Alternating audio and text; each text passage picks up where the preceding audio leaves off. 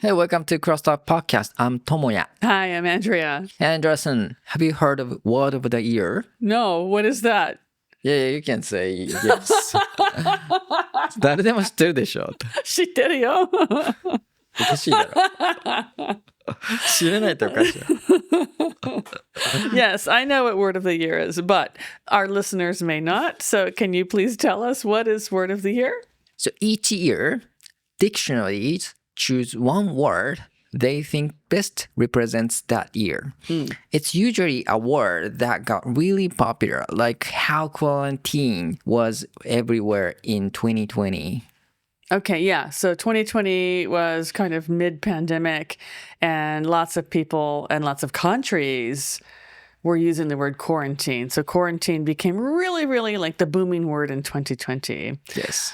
So that I understand. I remember that. But what are the words of the year for this year? This year, Okay.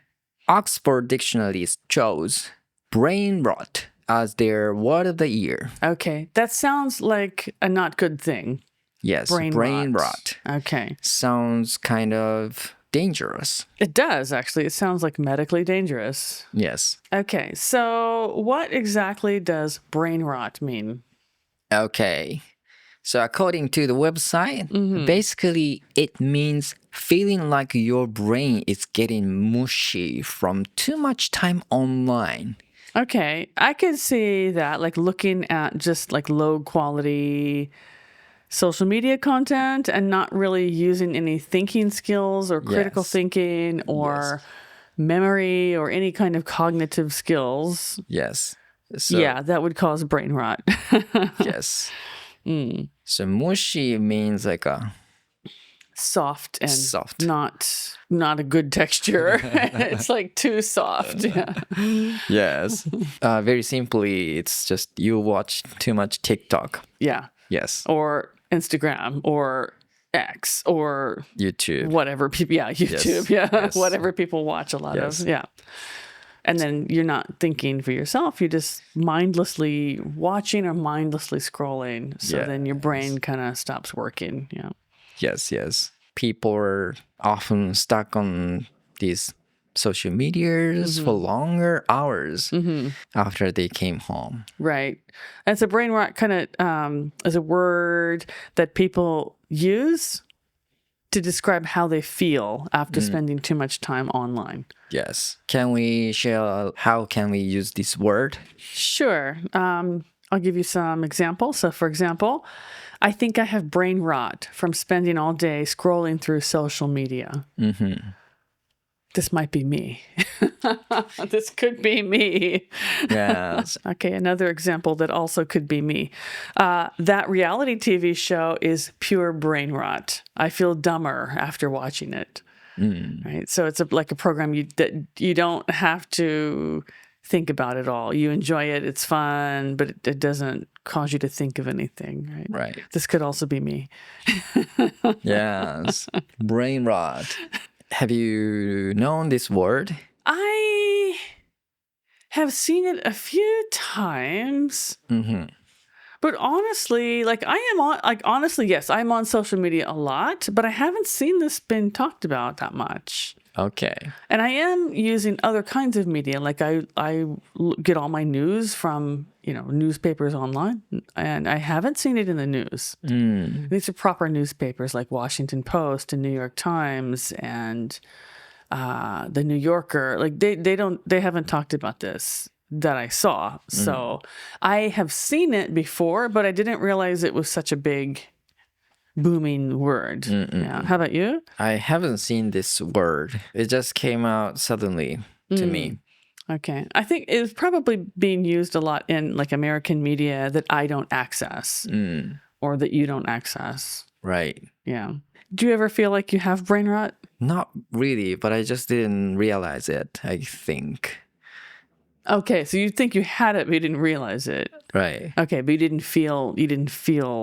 I need to check my screen time though. Okay.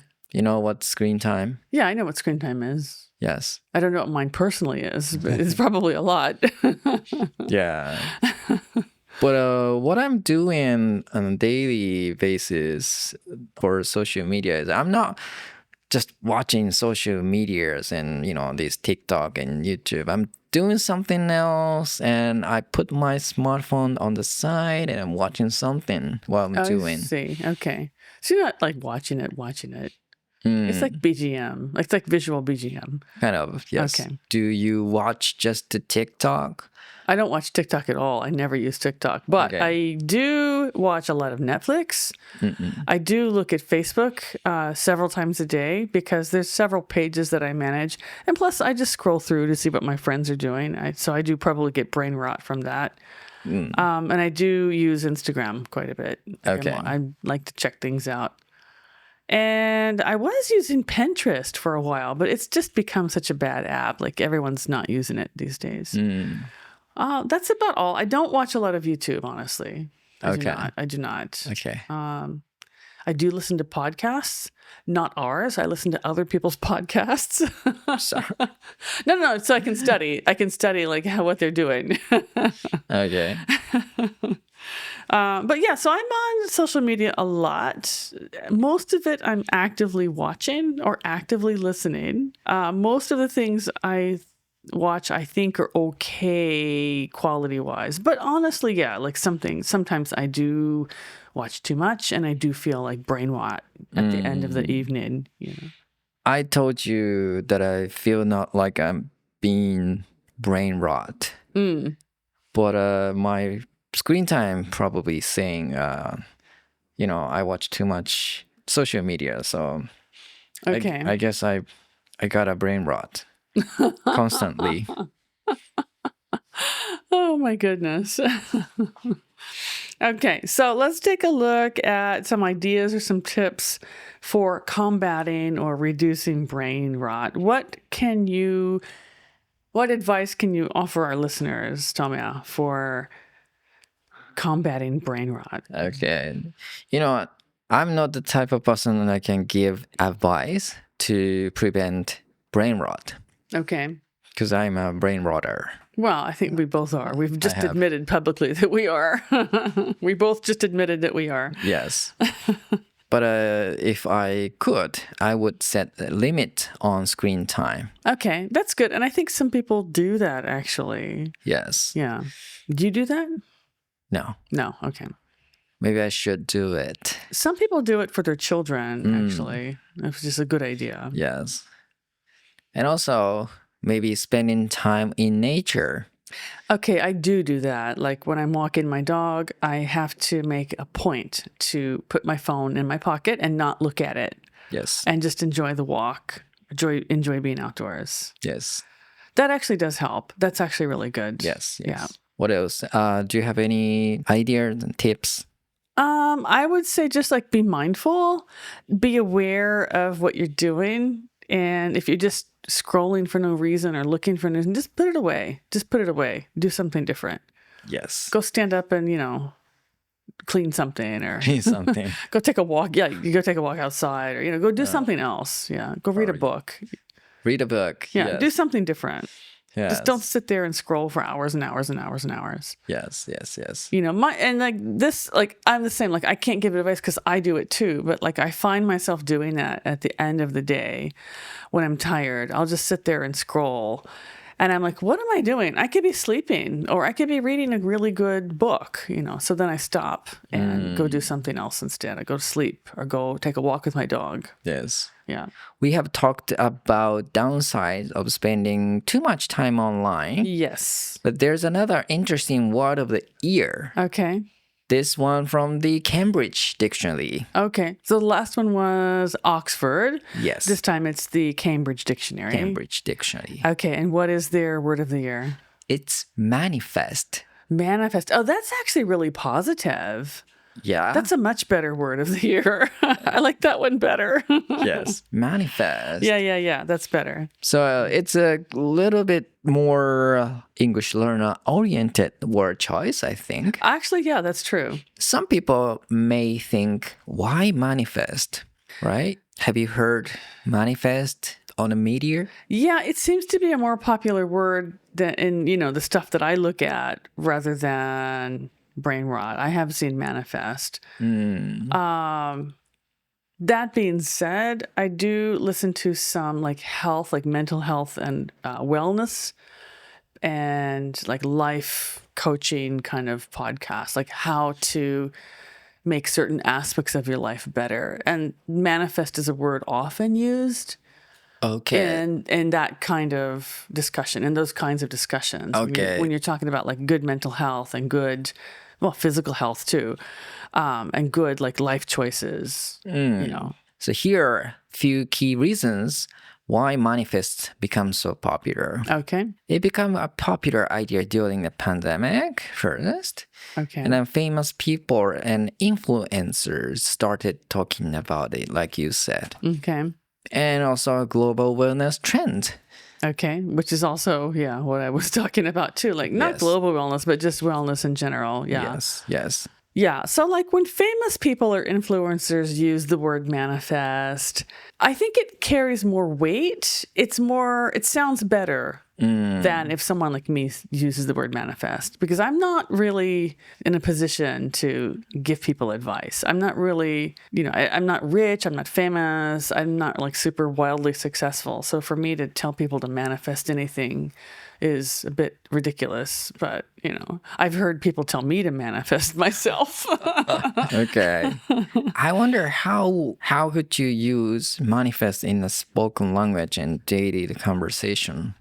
Okay, so for example, if you are giving advice to a young person who's looking for a job, or a friend is looking for a job, you might tell them to use a certain system in order to manifest a dream job, or to do, if I have a friend actually who is trying to lose weight for medical reasons, and I would tell him, for example, you can use this diet plan to manifest your proper lifestyle, or to manifest a diet plan, something like that. Okay.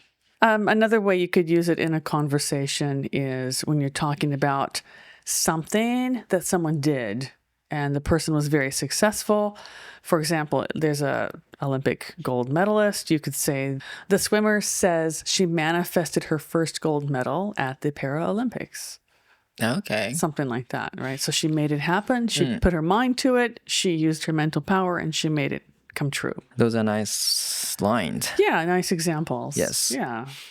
But I have checked this manifest has been used as the negative way. Yes. So traditionally, it kind of meant something bad had happened often. Not always, but often. Yes. But I think the current usage has shifted from a negative nuance to a more positive nuance. And again, I think that's because of many people in the world are focusing on having good mental health and being like mindful and meditation. Lots of people meditate now. Yes. And they're trying to realize their goals. So they're trying to make their goals or make their dreams happen in real life. And that's manifesting, right? So they're using it in a very positive way. Yes. It's important to declare what you want to do, what you're going to go for. Yes. Like I told some people that I'll be running marathon. Some people maybe didn't believe. Really? Yeah, fewer people may believe that I can do it. I didn't get that impression. I didn't feel that. I thought people were trying to encourage you. But that doesn't matter. You manifest your own goal. Right. You have to do it. It can't be someone else pushing you up. Right. Or trying to make you have. It has to be from within you. That's right. Perfect. So before we end today, we'd like to share a quote with you by Simone Biles. And if you don't know who Simone Biles is, look her up online. She's amazing. She's a young American gymnast who was in the Olympics, and everyone keeps telling her she can't do it and she's doing too much, and she just isn't good enough. But if you watch her perform her routines, she's absolutely amazing. And she does what some gymnasts have never done before. She does not use the word manifest specifically, but this is a good example of this mental state that she's in. Okay, so here's her quote. She says, "Write down your goals. Imagine them every day. They can become real." So this is her way that she manifested her success. That's a nice quote. That's really nice. So it's this kind of mentality of, take small steps, know what you're headed for, believe in yourself, and make it happen. Mm-hmm. That's exactly what she did. Yeah. Yeah. There's a lot of people who don't like her, but I think she's absolutely fantastic. Cool. So, yeah. Yeah, we should check on her. Yeah, please do. If you don't know who she is, look her up. Simone Biles. Okay, not Simon. Simon. No, Simone. Simone. Yeah. Okay. So these are the word of the year that captures how people are thinking and feeling in today's world. Yes, it was brain rot and manifest. We got a negative word and a positive word. Yeah, it's funny. The first one, brain rot, heavily related on these social media. Yes. Our modern societies. That's right. But on the other hand, manifest, it's more positive, and I personally like it, Yeah, I like it too. It's not spiritual, but it has a little bit of a spirituality to it, I think. Yeah. So how about you guys, our listeners? We'd love to hear from you. How do you manage your online screen time? Do you set a timer? Are you just mindful? How do you do that? Please share your thoughts with us. Yes. So we challenge you to limit your screen time this week and see how it affects your life balance. Okay, I'm going to do the same. I'm going to take your advice and I'll do the same thing. All right. That's all for this episode. But don't forget to catch our next one. All right. This is CrossTalk signing off, bringing you English your way every week. Keep listening and keep shining. Bye.